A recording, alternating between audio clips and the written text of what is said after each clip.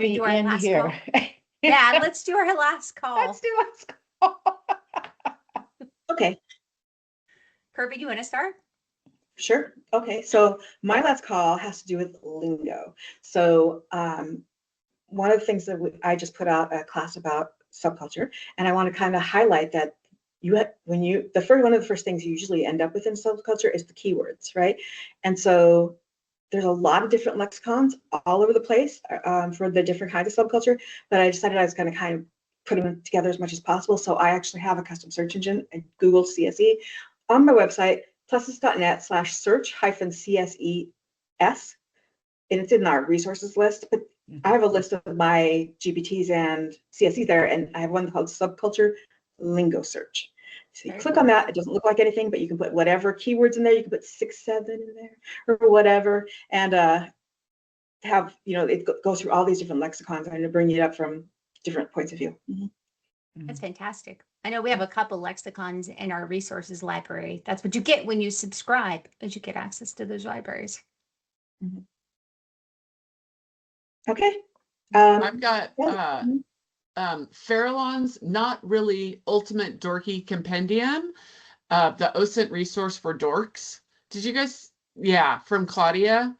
I've had her on the Fraudish podcast and everything like that. It's like 25 pages, and you know how many people follow her? She has almost 800 likes on this. So I can put a link to it in. Oh, very cool.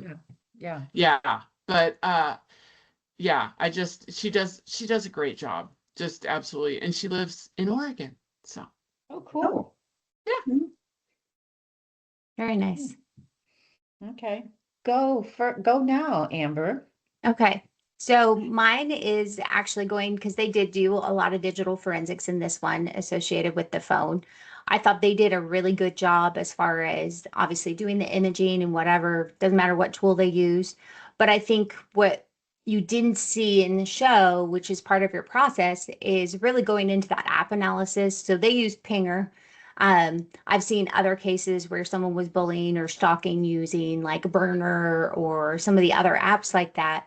You really start in the app stores for any of them, and you always go down and kind of look at the details they provide when they actually get approval in the app store, because they have to disclose all their permissions and they have to disclose where they're writing their data. Despite what version, whether it's Apple or it's Android, it doesn't matter. All that information is in there. That's where you really start, because that's what's going to get you to say, I should have an expectation of data of this, that, or the other to be able to match it up. So in this case, they used Pinger, and Pinger had an IP address after they actually, they sent, I think they subpoenaed records from them, or they got a warrant to get the records from them to be able to do that. But I would have, while I was waiting for that, I would have actually started breaking apart the app. And that's just a difference in approaches that you might do. But I also would have maybe cross-verified some of that information in there as a bonus to be able to find that IP address faster. So I thought that was really good. And I thought they did a really good job kind of isolating down the network to figure out where it was coming from. And the fact it was her house, I'm like, she didn't even try that hard. Like, I expected a VPN or something. I think it's a bit, she was sometimes on a VPN, but they were able to get a certain number that was hitting like a percentage that was happening from that location. Yeah. But she was a compulsive liar about it, because she was lying about all of her jobs that she had. And I was shocked because she also put the family in financial ruin because she just quit paying all the bills. She just lied about it. Nuts. Yeah. So Got a problem, that's for sure. yeah. How about you, Cynthia? Do you have a last call? Oh, I do. Totally different than all of you. Mine is it's on a Start Me page, and it's actually about Ukraine, Russia, the war, what's going on, but they have real-time events tracking. They have webcams, broadcasts, and radio events and news and maps and stuff. And so you can go in there and they will translate stuff that's going on Telegram, from Russian into, English and so forth.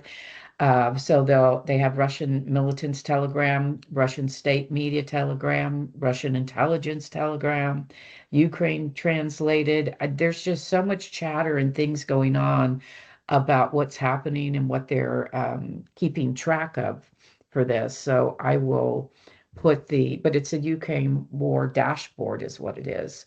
So it's pretty interesting, and that caught my attention, probably maybe about a month or so ago. So if that's something that you're looking into, no, it has nothing to do with what we're talking about now. No, But it's sharing a tool. Mhm. yeah, Last call. it is a tool. Yeah. 100%. Awesome. Well, definitely, I would say watch this. It was interesting. It was interesting to see this cycle because you do get to see the entire cycle from start to finish of what happened in this investigation. So I thought it was really good for that. Mm-hmm. I agree. Yeah. Yep. Okay, go for it.